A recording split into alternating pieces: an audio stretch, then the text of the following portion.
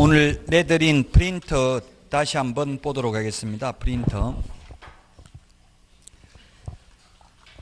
확인 설명서 서식이 2020년 2월 21일부로 지금 확정됐습니다. 바뀐 게 거기 동그라미 2번 권리관계 중에서 민간임대 등록 여부 해당 없음이 추가됐죠. 그 다음에 거기 동그라미 13번 중개보수 및 실비금액과 산출 내역에 지급 시기만 들어갔어요. 옛날에는 얼마인지 협의된 금액을 적도록 했는데 입법 예고에서는 입법 예고와는 달리 이 두 개만 바뀌게 되었습니다. 협회에서 반발한 게 아마 그 영향을 미친 것 같습니다. 자, 그 다음에 또 그 2월 21일부터 2020년 2월 21일부터 바뀐 공인중개사법 시행령 프린트 올려드린 거에 보면 밑에 국가법령정보센터에 들어가 보면 확인할 수 있다고 했죠. 이 국토교통부 장관이 부동산 거래 질서 교란행위 신고센터를 설치 운영할 수 있도록 하는 등의 내용으로 공인중개사법이 개정됨에 따라 부동산 거래 질서 교란행위를 신고하는 자는 부동산 거래 질서 교란행위 내용 및 이를 증명할 수 있는 자료 등을 포함하여 신고하도록 하고, 신고센터는 신고사항에 대해서 시도지사 및 등록관 정의 조사 및 조치를 요구하도록 하는 등 법률에서 위임된 사항과 그 시행에 필요한 사항을 정하는 한편, 중개대상물 확인 설명 의무와 설명 근거 자료 제시 의무 중 한 가지만 위반한 경우 부과하는 과태료 부과 기준 금액을 400만 원에서 250만 원으로 하향 조정했습니다.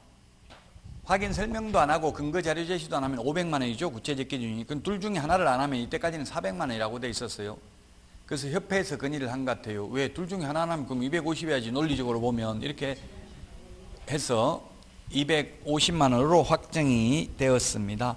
그래서 2020년 2월 21일부로 이제 특사경, 경기도 서울에는 특별사법경찰관들이 지금 이게 이제 집중 단속에 나서더라고요. 집값 담합을 해가지고 지금 수원을 뭐라고 하지? 수용성 이렇게 해가지고 수원, 용인, 성남 해가지고 뭐 집값이 3억씩 올라갔대. 그 담합하는 게 굉장히 심해. 이게 투기꾼들이 카카오톡 오픈 채팅방 이런 거 해가지고 몰려다니면서 휩쓸고 지나가 버리면 이제 선의의 피해자가 생길 수도 있어요. 같이 비싸게 매수했는데 갑자기 하루아침에 뭐 3억씩 이렇게 올라갈 이유는 없잖아요. 그래서 이렇게 집값 담합하는 게 굉장히 심해가지고 이제 이런 거 신고센터 이런 걸 커뮤니티나 아파트 분유의 커뮤니티 이런 걸로 카카오톡 오픈 채팅방, 그래서 이게 입주자 카페 이런 데도 엄격하게 하더라고. 비회원은 저도 바로 탈퇴당했어요. 그 분양권 팔고 나니까. 담합하기 위해서. 그렇죠. 이런 담합 행위를 근절하기 위한 신고센터를 설치 운영한다고요. 직접적으로 단속하기가 어렵겠죠. 그래서 이제 신고센터를 설치 운영하고요. 자, 그 다음에 부동산 거래 신고 등에 관한 법률도 역시 2020년 2월 21일부터 시행되는 게 뭐냐면, 거래계약이 체결되지 아니하였음에도 거짓으로 부동산 거래 신고하면 3천만 원 이하의 과태료, 계약을 하기는 했는데 다운계약서, 업계약서 적어서 거짓으로 신고하면 취득가격의 100분의 5 과태료라고 했어요. 그 다음에 해제 신고를, 해제됐는데 30일 이내 해제 신고 안 하면 500만 원 이하의 과태료고요. 해제되지 아니하였음에도 불구하고 거짓으로 해제 신고를 하면 3천만 원 이하의 과태료인데, 여기에 대한 구체적 기준이, 과태료의 구체적 기준이 3천만 원으로 확정됐어요. 3천만 원으로 구체적 기준이 딱 하나밖에 없어요. 구체적 기준도 3천이에요. 구체적 기준이 3천만 원이다. 이 3천만 원의 5분의 1 범위 내에서 늘리거나 줄일 수 있는 거예요. 그럼 2,400만 원에서 3천만 원 사이에서 과태료를 부과하는 거예요. 이제 소위 자전거래라고 하는데, 자전거래, 주식에서 자전거래라고 하면 매도 주문과 매수 주문을 동시에 하는 거에 똑같은 가격으로, 그럼 실제로 거래하지도 않았는데 주식 거래가 엄청나게 된 것처럼 해가지고 그 시세를 조작하는 것이기 때문에 이렇게 구체적 기준을 3천만 원으로 정했습니다.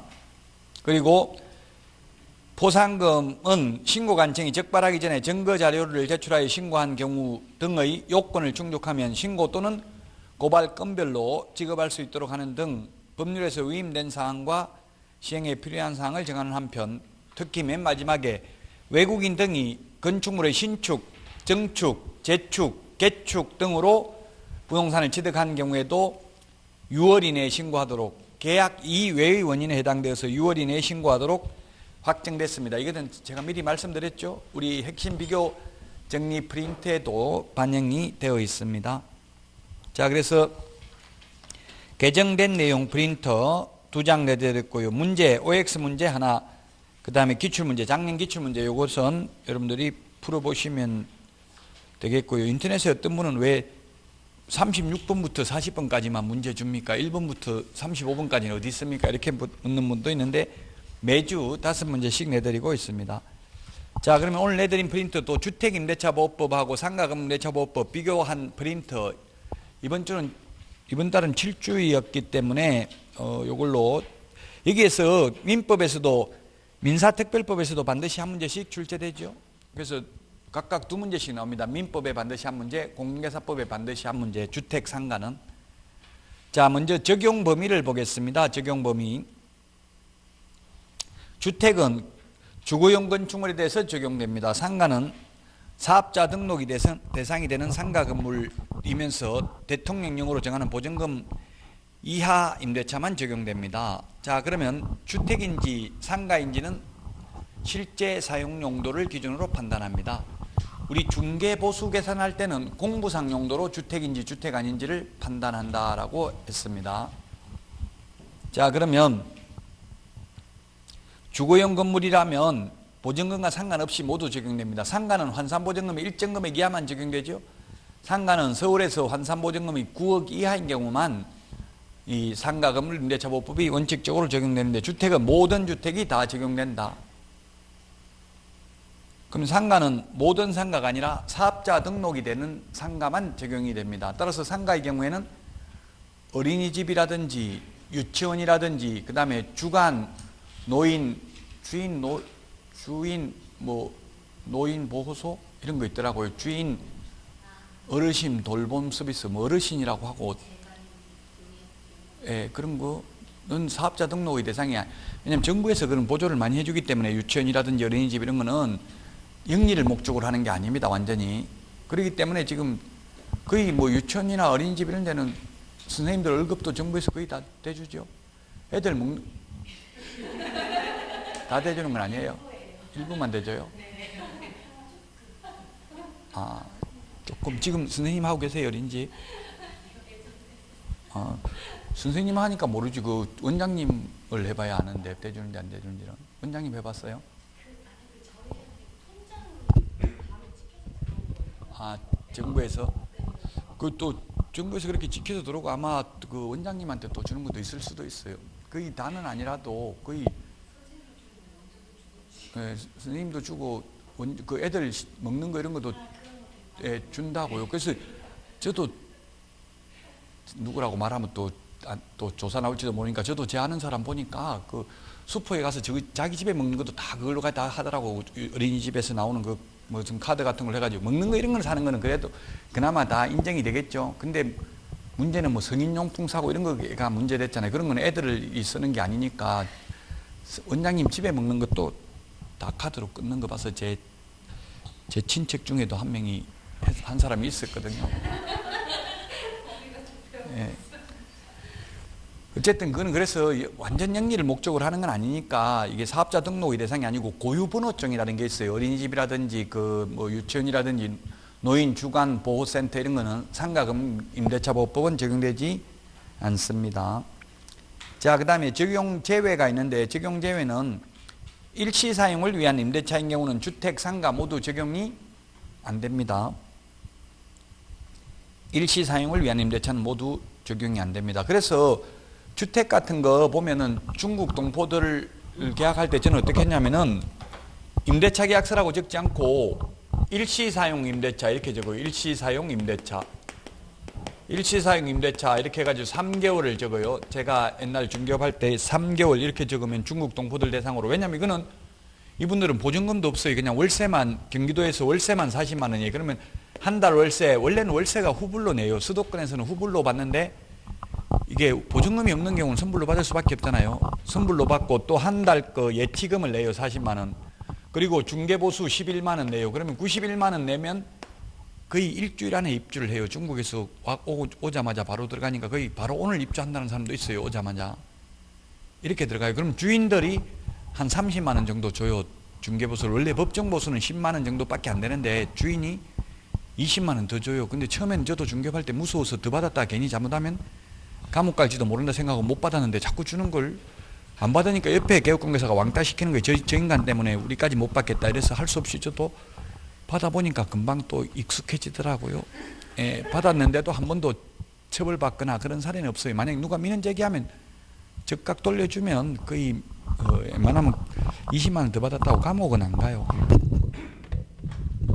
어쨌든 현실적으로는 그래서 월세 이거 한 건만 해도 한 40만 원 받아요. 그러면 어떻게 계약서를 정리하면 이 40만 원 석 달 안에 나가면 예치금 한 달간 안 돌려준다 이렇게 돼 있어요. 왜냐면 바로 한 달마다 계속 나가버리면 개업공개사한테 주인이 30만 원 줬잖아요. 그럼 40만 원 받아가 30만 원 주는데 또 한 달 만에 세입자 바뀌면 계속 중개보수만 주고 나면 남는 거 하나도 없죠.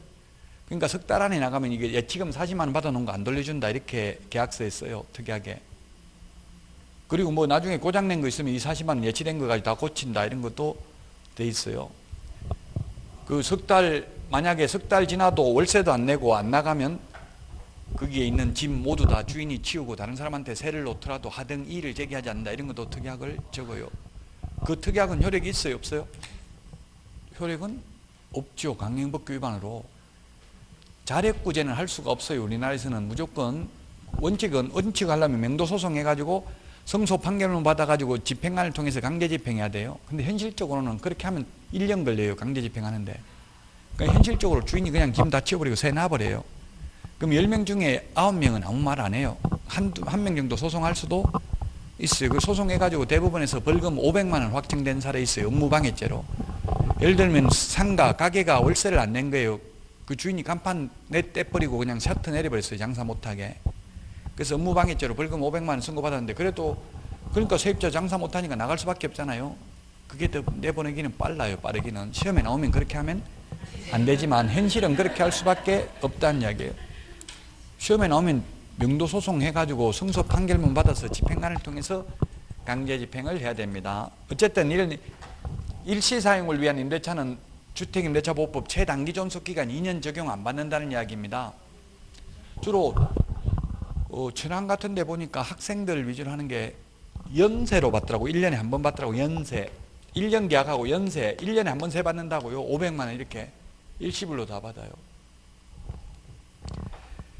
이런 경우 뭐 학생들 같은 경우는 이게 적용이 안 될 수도 있다는 이야기입니다. 2년 최단기 존속기간. 학교 지금 4학년 2학기인데 2년 보장해 줄 필요는 없잖아요. 그래서 일시사용을 위한 임대차인 경우 적용이 안 된다. 상가도 마찬가지고요. 그래서 상가도 그래서 소위 깔세 또는 눈물의 폐업 처리 이렇게 해가지고 한 3개월씩 하는 데 있죠. 그런 거 어떻게 하냐면 보통 눈물의 폐업 처리, 그게 맨날 눈물의 폐업 처리 하는데 그거 보면 한 1,000만 원, 3개월에 1,000만 원, 미리 1,000만 원 맡겨놓는 거예요. 3개월 후에 나가는 조건을 하고 3개월 후에 다 까지고 없는 게 깔세잖아요. 받아 나갈 거 아무것도 없는 거. 그런 식으로 하는 거는 1년 최단기 존속기간 적용해 줄 필요 없겠죠. 맨날 눈물의 폐업 처리 해가지고 다니면서 그게 돈이 많이 번대요. 그게. 저는 진짜 폐업하는 줄 알 때만은 그런 것만 전문적으로 하는 분들이 있더라고요. 소위 깔세라고 하죠. 깔세라는 말은 제가 볼 때는 표준말은 아닌데 오히려 서울에서는 깔세라는 말을 쓰더라고요. 오히려 서울 아닌 지역에서는 사걸세가 정확한 표현이더라고요. 사걸세예요. 제가 뭐 사걸세라고 했어요. 네, 사걸세, 사걸을 들고 없어진다. 뭐 같은 의미의 사걸세가 표준말이더라고. 깔세는 표준말이 아닌데 서울서는 오히려 깔세라는 말을 많이 써요. 그 표준말이 꼭 서울 사람이 쓰는 게 표준말이 아니라 교양 있는 사람이 쓰는 게, 저 같은 사람이 쓰는 말이 표준말이에요. 그 서울 사람이 쓰는 게 무조건 표준말이 아니고. 농담입니다. 또 너무 미워하지 마세요. 재수 없다고. 자, 그 다음에 대항력입니다. 대항력이라는 것은 원래 채권은 채무자에게만 주장할 수 있고 물권은 대세권이 있기 때문에 누구에게나 주장할 수 있습니다. 원래 임차권은 채권이기 때문에 집주인 바뀌면, 상가 주인 바뀌면 옛날에는 나가라고 하면 무조건 나가야 돼요. 대항할 수가 없었어요. 채권이기 때문에. 근데 지금은 대항력이 인정되기 때문에 중간에 주인이 바뀌어도 최단기 존속 기간은 계속 살 수 있거나 또는 장사할 수 있다는 얘기죠.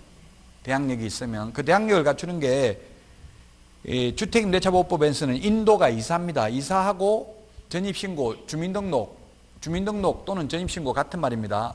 주민등록, 전입신고하면 주민등록이 된 걸로 보죠. 이 두 가지를 갖춰야 되고요. 상가는 인도받고, 건물을 인도받고 사업자 등록을 교부받아야 되는 게 아니라 사업자 등록 신청만 하면 됩니다. 신청하면 교부는 일주일 안에 교부하도록 되어 있어요. 그래서 바로 교부해 주는 데도 있고, 저도 사업자 등록을 내보니까 일주일 있다 받아러 오라고 하는 데도 있더라고요. 그래서 신청하는 날이 중요합니다. 그래서 어린이집 같은 경우는 사업자 등록 자체가 안 되니까 보호받을 수가 없다는 이야기입니다.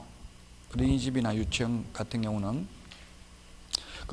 우리 아파트 단지 내 1층에 보면 어린이집이라고 하나 뭐라고 하지? 가정 어린이집 이런 거는 주택도 아니고 상가도 아닙니다. 다 못 받아요, 보호를. 왜? 주택으로 쓰지 않기 때문에 주택도 아니고 또 사업자 등록이 아니니까 상가도 아니에요. 그럼 민법 임대차를 적용받는다 이 말이에요. 그거는 민법 임대차 규정이 있잖아요, 또. 예. 자, 그 다음에 우선 면제라는 게 있습니다. 우선 면제. 우선 면제는 후순위보다 우선 면제 받는 게 우선 면제고, 그 밑에 있는 최우선 면제는 선순위보다도 최고 먼저 받는 게 최우선 면제죠. 그래서 우선 면제는 대항력 플러스 확정일자 받으면 후순위보다는 전액을 우선 면제 받습니다. 그래서 전세권 설정 등기는 현실적으로 거의 안 하죠. 할 필요가 없어요. 확정일자 받으면 전세권하고 똑같아요. 배당받는 순서는. 다만 이제 전세권하고 확정일자 받은 임차권이 차이 나는 점은, 전세권은 물건이기 때문에 전전세권이 있고 임의경매 신청권이 있습니다. 근데 임차권은 경매 신청권이 없고 전전세권, 전대를 마음대로 할 수 없는 게 차이고, 나머지 배당받는 건 오히려 확정일자 받은 임차권이 더 유리해요. 왜냐하면 확정일자 받은 임차권은 토지 매각 대금에 대해서도 우선 면제받아요. 근데 전세권은 건물에 대해서 전세권 설정 등기했다면 건물 매각 대금에서만 우선 면제받을 수 있습니다. 자, 최우선 면제는 무조건 다 받는 게 아니라 소액보증금만 받습니다. 서울에서 1억 1천만 원 이하입니다. 서울에서 1억 1천만 원 이하인 경우 나누기 3 해가지고 100만 원 단위로 절상을 한 금액입니다. 그럼 3,700만 원까지. 그 다음에 과밀억제권역하고 세용화입니다. 정용화라고 있어요. CN블루에 보면 정용화. 정용화가 아니라 세용화입니다. 세종, 용인, 화성은 수도권 과밀억제권역에 준하는 보호를 받습니다. 집값이 비싸다는 이야기죠, 지금. 세종시 계속 올라갈 예정이고요, 앞으로. 왜냐하면 인구가 세종은 85만 명 정도를 목표로 하고 있습니다. 지금 50만 명도 안 되죠, 아직. 그러면 앞으로 계속 인구가 늘어나니까 집값은 올라갈 가능성이 있고요. 그래서 그렇고, 용인은 지금 용인 수용성이라고, 지금 용인 또 이게 전철이 지금 신분당선 뭐 해가지고 전철이 있어가지고 전철, 저도 제가 분당에서 지금 강의하는데 수원에서 분당까지 차 타고 가는데 보면 꽉꽉 차요, 사람 손님이. 그래서 용인도 지금 뭐 동백이라든지 용인이 신도시, 수지 신도시 이런 데가, 수지 같은 데가 지금 난개발을 했음에도 불구하고 10억 넘는 집값이 지금 최근에 이게 10억 넘는 게 막 소출했대요. 화성은 동탄 이신도시가 있습니다. 그래서 세용화, 정용화가 아니라 세용화, 이 세 개는 최근에 신설됐기 때문에 기억해야 돼. 세용화가 과밀억제권역에 준하는 보호를 받는데 1억 나누기 3을 해서 100만 원 단위로 절상을 했어요. 1억 나누기 3을 하면 3,333만 3,333원이잖아요. 100만 원 단위로 절상, 끊어서 올렸다는 이야기예요. 그래서 3,400까지 최우선 면제를 받고요. 그 다음에 광역시 2번에 있는 과밀억제권역에 있는 군지역은 제외하고, 그 다음 과밀억제권하고 군을 제외한다. 그러면 광역시, 과밀억제권역에 인천광역시, 대구광역시는 군이 있죠. 울산광역시 군지역은 제외합니다. 기타 지역에 해당되고요. 그 다음에 광역시 중에서도 인천광역시는 제외한다는 이야기입니다. 인천광역시는 과밀억제권역에 들어가잖아요. 그 다음에 파주가 신설됐습니다. 파주가 광역시에 준하는 보호를 받습니다. 그 다음에 안산, 김포, 광주 이런 곳은 광역시에 준하는 보호를 받습니다. 자, 그래서 6천만 원 이하인 경우 나누기 3을 하면 2천만 원이죠. 2천만 원까지 최우선 면제 받습니다. 기타 지역은 5천만 원 이하인 경우 나누기 3을 해서 100만 원 단위로 절상하면 1,700만 원까지. 이 숫자는 암기를 해야 돼요. 1억 1천, 1억 6천, 5천만 암기하면 나머지 뒤에 건 나누기 3을 해서 100만 원 단위로 끊어 올렸다고, 절상을 했다고, 반올림이 아니라. 이 숫자는 계속 변하고 있는데 맨 마지막 지금 현재 시행되는 숫자는 암기를 해야 됩니다. 상가의 경우를 보면 상가는 9억, 상가인 경우에는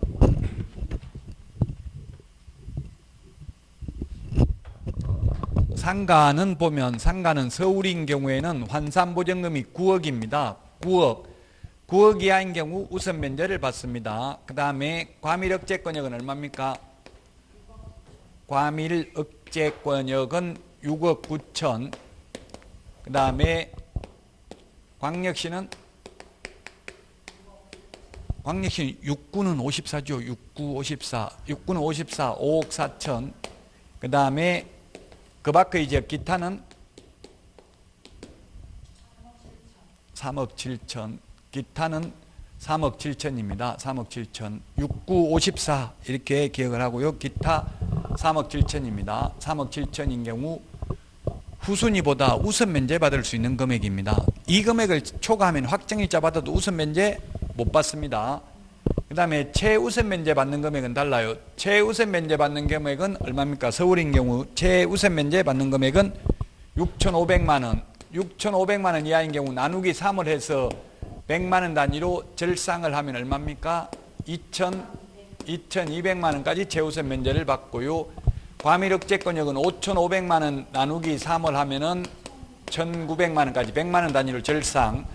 5억 4천이고요. 광역시는 그 다음에 3,800 최우선 면제는 3,800 나누기 3을 하면 1,300만 원까지. 그 다음에 기타 지역은 3천만 원 나누기 3을 하면 1,000만 원까지 최우선 면제를 받을 수 있습니다.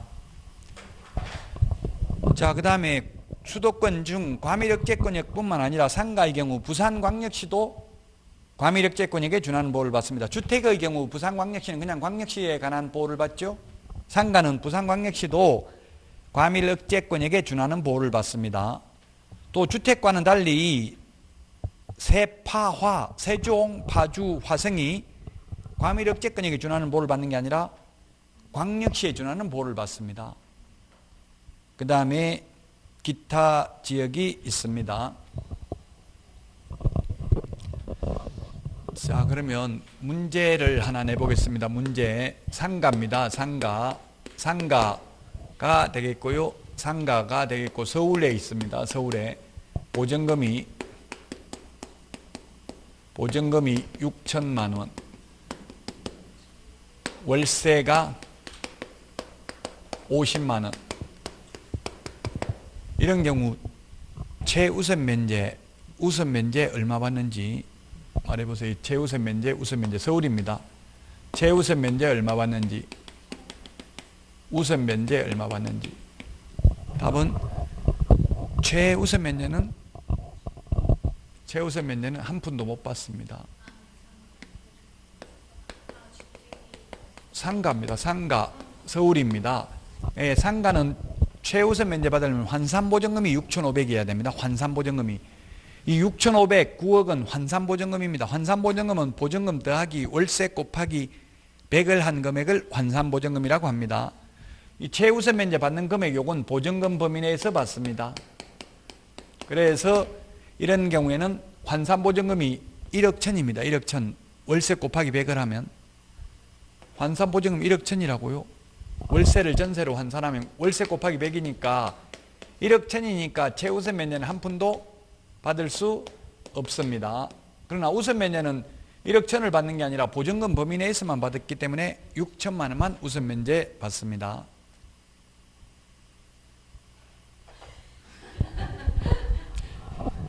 민법에서 아직 안 했죠. 다음에 이제 시험 볼 때까지 민법에서도 하고 중개사법에서도 하고 계속 하면은 나중에는 아는 거 자꾸 하면 짜증나요. 지금 모르는 거 할 때는 오히려 재밌어요. 자, 보증금 중 일정액 보호, 최우선 면제 받는 거는 그 매각대금 주택이든 상가든 2분의 1 범위 내에 있습니다. 우리 핵심 비교정리 프린터 56번에 보면 2분의 1이라고 있잖아요. 56번 맨 마지막 프린트에 보면 56번에 2분의 1이 보면은 8번, 9번에 있잖아요. 8번, 9번 최우선 면제 2분의 1. 자, 그게 뭐냐 하면 예를 들면 그 최우선 면제 받는 게 우리 주택의 경우 광역시는 6천만 원 이하인 경우 2천만 원 최우선 면제 받잖아요. 가령 대구광역시에 2천만 원짜리가 방이 20개가 있었다고 봅시다. 20개가 있었으면 얼마입니까? 보증금이 총 합하면 2는 4억이죠. 4억인데 이 건물이 경매 넘어갔다고. 경매 넘어갔는데 4억에 낙찰됐어요. 극단적인 예를 들어서. 그럼 4억에 낙찰됐으면 최우선 면제 다 해주고 나면 남는 돈 한 푼도 없죠. 그럼 경매 신청한 사람 받아갈 게 하나도 없잖아요. 건조당권자나 이런 사람이. 그래서 무조건 다 주는 게 아니라 이게 낙찰 금액의 2분의 1만 최우선 면제 준다고. 2억만. 그 2억 가지고 20명이 나누게 되면 1,000만 원씩 밖에 못 받을 수도 있다는 이야기입니다. 극단적으로 예를 들면. 그래서 매각대금의 2분의 1 범위 내에서만 최우선 면제 받을 수 있습니다. 지금 핵심적인 내용은 요 프린트에 다 있습니다. 그 다음에 임대차 기간은 최단기 존속 기간인데요. 최장기는 없고요. 둘 다. 민법 임대차는 최장기, 최단기 모두 없어요. 민법은. 예, 그래서 아까 그 어린이집 같은 거, 가정어린이집 이런 거 민법 적용된다고 했죠. 그런 거는 최단기, 최장기 존속 기간 모두 없고요. 주택은 2년, 상가는 1년입니다. 우리 농지법에서는 최단기 존속 기간이 원칙 3년입니다. 민법에서. 민법이 아니라 농지법에서. 그런데 올해 농지법이 개정됐는데 올 8월 달부터는 이제 농지법에서도 다년생 식물은 5년입니다. 5년. 다년생 식물 농작물 경영하는 데는 최단기 존속 기간이 5년입니다. 5년. 그게 뭐냐면 인삼밭 이런 거 있더라고. 인삼. 요즘 저도 시골에 가보니까 다 나이가 거의 평균 75세 정도 되더라고요. 그러니까 농사 못 지니까 전부 다 인삼밭으로 그거 다 세줬더라고요. 그럼 다년생 식물이잖아요. 인삼은 뭐 6년근 이렇게 6년 해야 되는데 1년 최단기, 2년, 3년 하면 안 되겠죠? 그러면 최단기 존속 기간이 5년이에요. 5년 최단기가. 그럼 인삼도 거의 한 5년 되면 사실 6년근은 잘 없다더라고요. 썩는다더라고요. 어쨌든 다년생 식물의 경우 농지법 중요합니다. 바뀌었기 때문에 농지법에서 이때까지 최단기가 3년이었다고요. 근데 다년생 식물은 5년으로 바뀌었어요. 5년 최단기가. 그 다음에 민법에서 건물 전세권은 최단기가 1년, 최장기는 10년이죠. 민법 지상권의 최단기가 경과한 건물 30년, 목조 건물 15년, 공작물 5년입니다. 최장기는 없습니다. 최단기, 최장기. 10월 31일 날 시험 보니까 지금 모르는 게 있는 게 좋아요. 인터넷에 공부하시는 분 보니까 막 지금 벌써 막 문제 풀고 있고 모의고사 풀고 있고 이런 분 계시더라고요. 그 별로 바람직하지 않아요. 페이스라는 게 있어요. 그게 마라톤을 하면은 지금 초반전인데 100m 뛰듯이 계속 뛰면 막판 되면 다 쓰러지죠. 지쳐서. 지금 모르는 게 있고 그래야 자꾸 다음에 또 3월 달부터 또 새로 첩진도 나가는데 너무 두려워하거나 슬퍼하거나 노여하지 마시라고. 모르는 게 있어도. 자, 그 다음에 법정갱신, 묵시적 갱신이라는 게 있습니다. 묵시적 갱신이 보면은 법정갱신이 있는데 임대인은 임대차 기간 끝나기 6개월 전부터 1개월 전까지, 농지의 경우는 계약기간 끝나기 3개월 전까지 세입자 보고 나가라고, 농사 짓지 말라고 해야 돼. 근데 주택이나 상가의 경우에는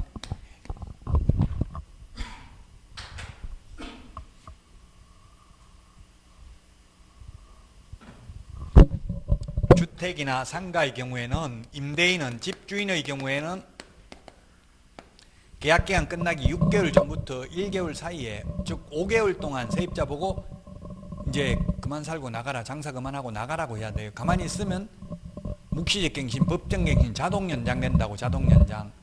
주택의 경우에는 주택은 임차인의 경우에 대해서도 규정하고 있는데, 주택은 임차인이 1개월 전까지 아무 말 안 해도 묵시적 갱신된다고 돼 있어요. 근데 상가는 임차인에 관한 규정은 없습니다. 자동 연장, 자동 갱신되는 겁니다. 자동 연장돼도 또 2년, 주택은 2년, 상가는 1년 보장해 줘야 되죠. 주인 입장에서는. 근데 세입자는 자동 연장, 묵시적 갱신이 되면 또 해지 통보를 할 수 있습니다. 나가겠다고 할 수 있어요. 나가겠다고 하면 세입자가 그만 장사하겠다, 이제 그만 살고 나가겠다 하면 3개월 지나면 효력이 발생합니다. 그래서 보통 석 달 월세 까고 내주는 경우가 있다고, 주인이 지금 묵시적 갱신되고 나서 세입자가 나간다고 하면. 근데 주인은 나가라고 할 수가 없어요. 또 주택은 2년 보장해 줘야 된다고, 자동 갱신되면. 상가는 1년을 보장해 줘야 된다고요.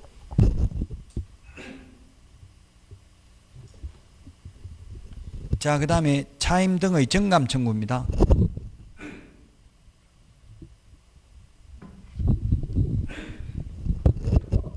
차임 등의 정감 청구인데, 주택은 20분의 1, 상가는 100분의 5, 다 5%죠. 똑같죠?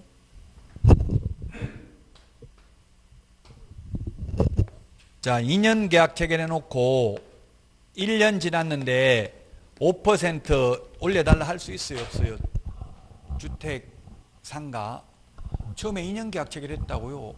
2년에 1억 체결해 놓고 1년밖에 안 지났는데, 처음에 2년 계약 체결했어요. 근데 1년밖에 안 지났는데 5% 올려달라 할 수 있냐고 없냐고요? 있습니다. 이게 계약 기간 중에 올리는 게, 이게 상가든 주택이든 계약 기간 중에 올리는 걸 5%입니다. 그럼 2년 끝나고, 그러면 2년 끝나고 다시 재계약할 때는 5% 초과해서 올려도 된다고요. 그때는 시세만큼 올릴 수 있어요. 계약 기간 중에 올리는 건 5%예요. 근데 현실적으로는 계약 기간 중에 올리는 사람이 거의 없죠. 괜히 뭐 1년 만에 괜히 5% 올려달라 하지 않고 그냥 2년 지나서 왕창 올리는 경우가 많아요, 현실적으로. 2년 지나면 올려도 됩니다. 주택임대차보호법에서는 그렇습니다. 물론 민간임대주택 특별법에 의해서 민간임대주택으로 시군구에 등록하고 또 세무서에 사업자 등록을 한 경우는, 그는 장기 일반 민간임대주택 8년이면 8년 동안 연 최대 5%밖에 못 올려요. 지금 말하는 건 주택임대차보호법을 말하고, 주택임대차보호법상은 2년 지나고 재계약할 때는 똑같은 사람하고 재계약하더라도 시세만큼 올릴 수 있다.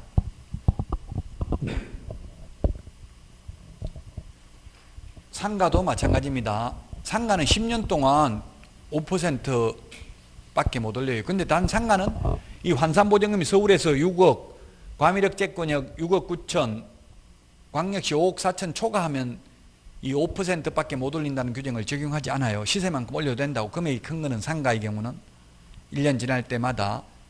그래서 지금 상가도 사실 상가가 진짜 어려워요. 세입자가 장사 잘 되면 주인이 어떻게 해서든지 내보내려고, 장사 안 되면 보증금 다 까먹을 때까지 안 내줘요, 돈. 그래서 정말 이게 장사한다는 게, 상가 얻어서 한다는 게 망할 확률이 요즘 한 70% 정도 돼요. 여러분들도 웬만하면 그래서 중개사무소 처음부터 바로 개업하지 말고 최소한 1년 정도는 취직을 해보는 게 좋아요. 지금 저한테 지금 취직할 사람 구해달라는 데가 지금 많은데 사람을 못 구하겠어요. 지금 서울에 지금 강남에 기본급 200만 원 준다고, 200만 원 준다고 하는데 못 구하고 있어요, 저는 200만 원. 근데 200만 원 주는데 그분은 이제 자격증 걸고 거기서 근무하면서 하는 건데, 자격증 걸고 해도 자기가 근무하면서 계약서 자기가 도장 다 찍으면 크게 위험하지 않아요. 그냥 그 불법이 아니에요. 그거는 자격증 걸고 거기서 실제 근무하면, 완전 빌려주면 불법이죠. 그 자격증 걸고 해야 아니 기본급 200만 원 정도 줘요. 안 그러면 그냥 기본급 200만 원 준 데가 잘 없어요. 연세 드신 분은 그렇게 해야 취직하기가 쉬워요. 자격증 걸고 해도. 그 기획부동산에 바지 사장 가면 안 되겠지만, 그게 아니면 상관없다고. 조그만 동네 부동산이니까 상관없어요. 200만 원인데 한 건 하면, 10억짜리 한 건 하면 중개보수가 1800에 0.9씩 하면, 한 건만 하면 한 달 먹고 살 수 있다고요. 취직 안 되면 이야기하세요. 전 취직자리 구해달라는 사람들이 너무 많은데 지금 못 구해주고 있어요, 오히려. 일단 지금은 취직 걱정하지 말고 자격증만 따는 것만 오로지 생각하시라고요. 안타깝게도 보면 자격증 따면 떼돈 벌 사람은 자격증을 못 따고요. 따도 개업 못할 사람은 다 따고 그래요. 자격증을. 통계를 보면 안타깝게도. 자, 그 다음에 월차임 전환율입니다. 월세로 돌리는 겁니다. 월세로 돌리는 거. 월세로 돌리는 건데, 월세로 돌리는 게 보니까 주택은 1할이 10%죠? 또는 기준금리가 지금 아마 1.5%, 1.25%인지 그럴 거예요, 아마. 근데 시험에는 안 나와요. 시험에 낸다면 아마 1.5%라고 낼 거예요. 1.75% 아마 지금 1.75%인지 인터넷에 검색해 보면 나올 거예요. 얼마인지. 1.75% 정도 될 텐데, 그 시험에는 아마 1.75%로 내면 계산하기가 어렵기 때문에 안 낼 가능성이 많고요. 1.5로 낼 가능성이 많아요. 자, 그러면 예를 들면 이런 게 시험에 출제되기는 했습니다. 시험에 어떻게 출제됐냐면은 전세 1억인데 시험에 낼 때는 전세 보증금 그렇게 크게 안 내요. 그럼 자꾸 집값 올리는 것밖에 안 되니까 1억 중에서 보증금 3천만 원을 내리고 월세로 전환하기로 했다. 그 3천만 원을 월세로 돌리려면 월세 얼마 받을 수 있는가 이렇게 나왔어요, 시험에. 단 기준금리는 1.5%라고 가정하고 계산하시오. 왜? 기준금리는 석 달마다 한국은행에서 계속 공시하기 때문에 달라질 수 있어요. 그래서 그걸 암기할 필요 없어요.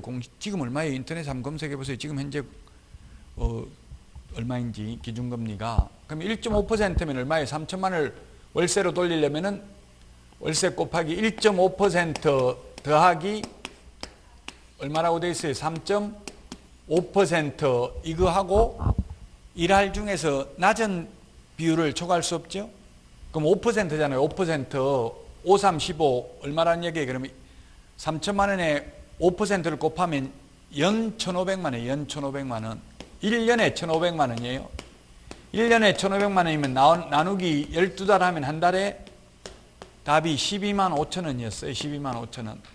3천만 원을 월세로 돌리려면 한 달에 12만 5천 원을 초과해서 받을 수 없다는 얘기예요.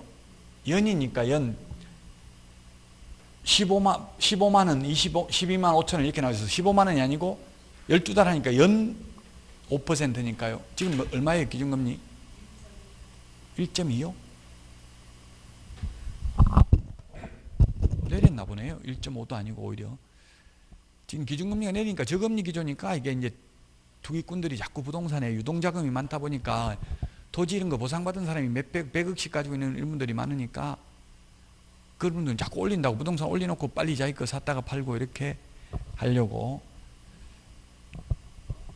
자, 어쨌든 아마 시험에 낸다면 주택이 낼 가능성이 많아요. 상가는 계산기 없으면 계산하기 어려워요. 1할 2푼 또는 기준금리 곱하기 4.5니까 1.25%면 지금 1.25 곱하기 4.5 하려면 계산기 없으면 계산하기 힘들겠죠.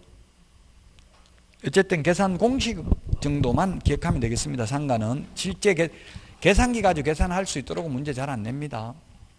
물론 학계론 계산하려고 계산기는 가져가도 되기는 한데 그 계산기 계산해 가지고 학교 간 사람 별로 못 봤어요. 시간이 없어서 그 계산기 두드리고 앉아 있을 시간 없어요. 다른 것부터 다 풀어야 돼. 시간 남으면 해야 돼. 계산기 하는 거는. 자, 그 다음에 사실혼 승계인데요. 주택은 사실혼도 승계됩니다. 근데 상가는 사실혼 관계에 있는 자에게 상속이 안 됩니다. 사실혼은 판례에 의하면은 혼인의사의 합치가 있고 혼인사실의 객체가 존재해야 사실혼이 인정됩니다. 그 우리 뉴스에 보면 뭐 신격호 회장 사실혼 관계에 있는 셋째 부인 뭐 서미경 씨가 어쩌고 저쩌고 이렇게 뉴스에 나오고요.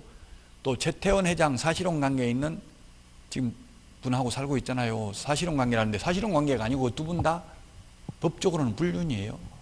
왜? 사실혼은 배우자가 있는 사람은 사실혼이 될 수 없어요. 왜? 혼인의사의 합치가 되지 않기 때문에.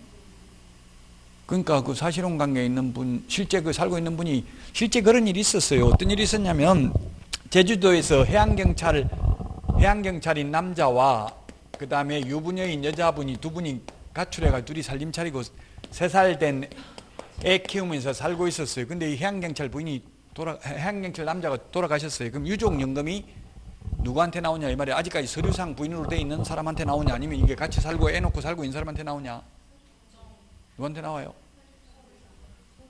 서류상 부인한테 나왔어요. 그러니까 이 여자분이 나 사랑한다고 했는데 나 없으면 한 시간도 숨을 쉴 수 없다고 했는데 오직 나만 사랑한다고 했는데 그러면 어떻게 해야 돼? 그렇게 사랑한다면 여자분은 남자분한테 그렇게 사랑하면 그분 정리하고 오세요 이렇게 해야 돼요.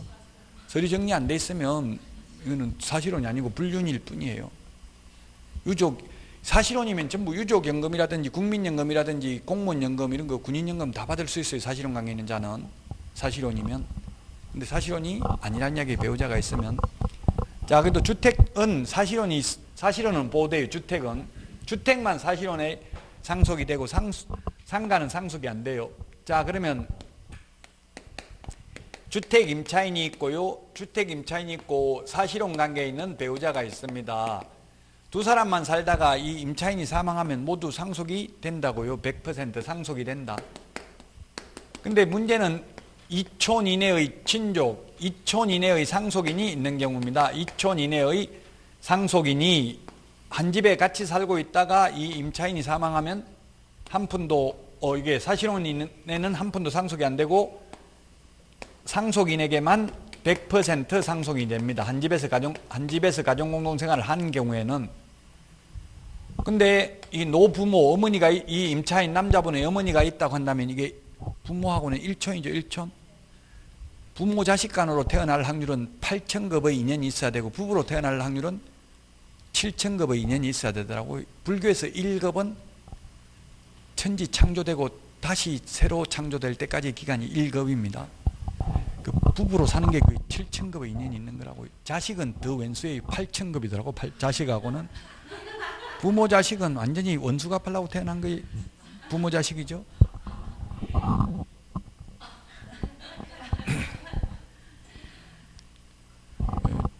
저도 자식들 키운다고 골병 들고 힘들었다니까 애들이 우리도 힘들었어요. 뭐 우리는 고생 안 한 줄 알아요. 이렇게 이야기하더라고요. 돈 벌어준다고 해놓고 한 푼도 못 받아봤어요. 어쨌든 이게 인연이 있어야 참 이게 같은 공간에서 여러분들이 제 강의를 듣는 것도 이거 엄청난 인연이라고. 이게 쉽지가 않잖아요. 지구에 지금 70억 넘는 인구가 있고 이 세상에 태어날 확률만 해도 엄청나게 힘든 거예요. 사람으로 태어날 확률만 해도. 자 그래서 가정공동 생활을 하면 전부 상속인에게만 상속이 되고 만약에 노부모는 따로 모시고 있고 둘이만 따로 살림하고 있다가 이게 임차인 사망하면 사실혼 관계에 있는 자와 상속인이 2분의 1씩 공동으로 승계합니다. 그러면 노부모를 모시면 상속이 한 푼도 안 되고 안 모시면 절반이 상속된다면 여러분들은 모셔요? 안 모셔요? 숨도 안 쉬고 바로 안 모신다고 하겠네요. 그래서 고려대학교 김형배 명예교수께서는 이게 대해서 민법학자 우리나라 중에 지금 살아있는 분 중에서는 김형배 교수가 최고 유명한데 민법 책 쓴 분 중에서 그분이 책에서 신랄한 비판을 하고 있습니다. 노부모를 모시면 한 푼도 못 받고 안 모시면 절반이 상속받는다면 누가 모시겠냐. 그래서 법을 빨리 개정해야 된다라고 돼 있는데 아직까지 개정이 안 돼 있기 때문에 이렇게 돼 있어요. 그래서 여러분들은 안 모신다고 하지 말고 어떻게 하면 되겠어요? 임차인한테 사실혼 관계 있는 배우자한테 임차권 양도해라. 양도하면 모실게. 이렇게 하면 되겠죠. 임차권은 채권이기 때문에 양도하고 채무자에게 통지하면 됩니다. 배우자한테 양도했습니다 하고 내용증명 보내면 된다고 집주인한테. 또는 그 양도하고 승낙을 받거나 아니면 통지하면 됩니다. 채권 양도하고 채무자에게 통지하면 된다고. 임차권에 대한 채무자는 돈 돌려줄 사람이 이게 임대인이 채무자잖아요. 임대인이.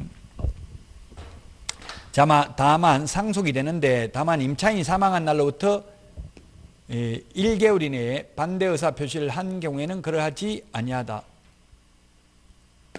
1년 만에 죽었어요. 사실혼 관계 있는 자가 1년 만에 죽었습니다. 우리 그 프린터, 그 핵심 비교 정리 프린터 30일 1월 때 있는 프린터 한번 봅시다. 30일 1월 이게 적혀져 있는지 모르겠는데 저도 프린터 이게 마법의 프린터라서 있는지 없는지 저도 다 기억을 못해요.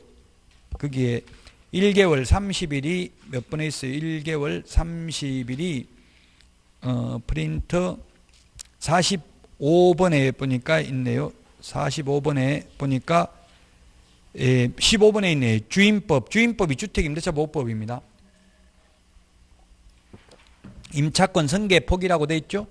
임차권 승계폭이 즉 사실혼 관계에 있는 배우자가 1년 만에 죽었어요. 그래도 남은 1년 동안을 더 그 배우자가 사실혼 관계에 있는 임차인이 사망을 하면 1년 안에 그 사실혼 관계에 있는 배우자가 임차권을 포기할 수 있다고요. 1개월 안에, 사망한 날로부터 1개월 이내에. 즉 사랑한 사람이 죽으면 무서워요, 안 무서워요? 엄청나게 무서워요. 저도 어머니가 돌아가셨는데 제 친구 점쟁이가 전화 와가지고 너 지금 무섭지? 그 밑에 지금 식탁 밑에 어머니 못 가고 지금 계시는데 배고파서 계시는데 너만 먹을래? 이렇게 하고 연락 왔더라고. 그래서 어떻게 하면 되는데 물으니까 구달하더라고. 800만 원 내고 어머니 좋은 데 보내려면 그 제가 속아가지고 한번 구대했는데 구대도 똑같더라고. 무서운 거는. 예, 그래서 이제 다시는 구달 돈 있으면 그냥 편하게 먹고 있어야 되겠다 이런 생각을 했는데 무서워요. 그래서 사실은 이 배우자가 죽으면 사실혼 관계 있는 배우자 무서워서 도저히 한 달 안에 주인한테 못 살겠다, 방 빼야 되겠다 말하면 주인은 돈 내줘야 된다는 이야기입니다. 한 달 안에.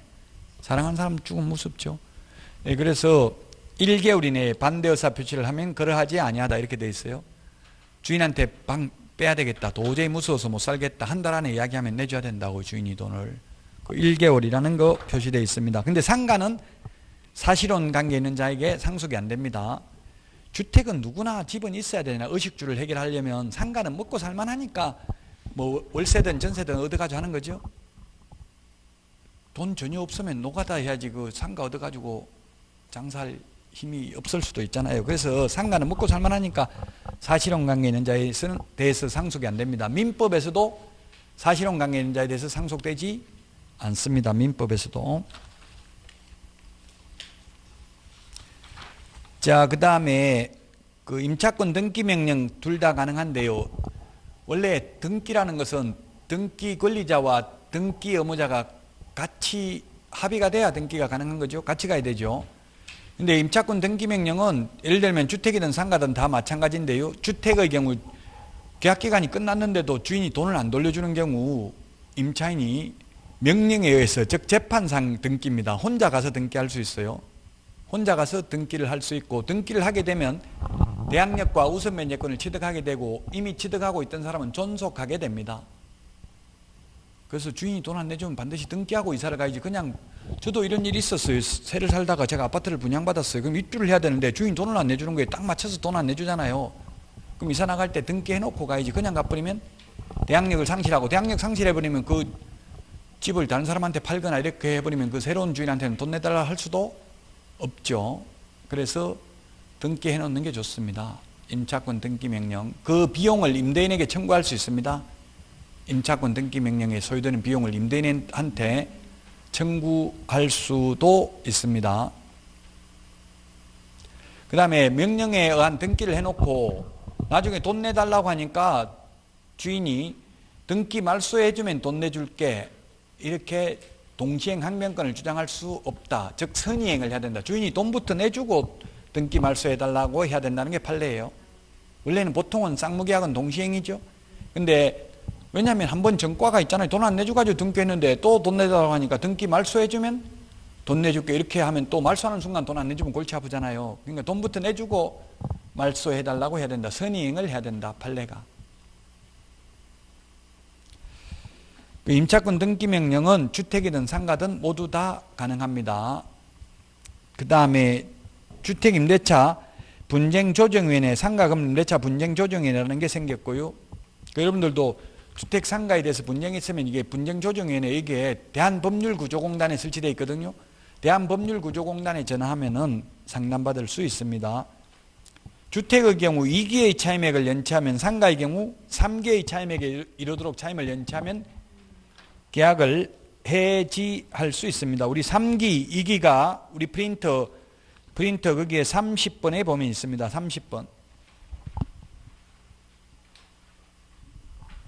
프린터 30번에 밑에 보니까 2기 연체하면 3가지, 3기 연체하면 3가지가 있죠.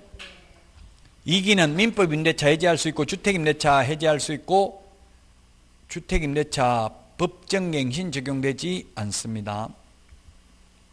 3개의 차임액을 연체하면 상가 계약갱신 요구권을 행사할 수 없고요. 상가 임대차 해지할 수 있고 권리금 회수 기회를 인정하지 않습니다. 3기의 차임액에 이르도록, 그 말은 상가의 경우 한 달 월세가 300만 원이면 100만 원이면 300만 원이 연체돼야 된다는 뜻입니다. 연속해서 꼭 연체될 필요는 없습니다.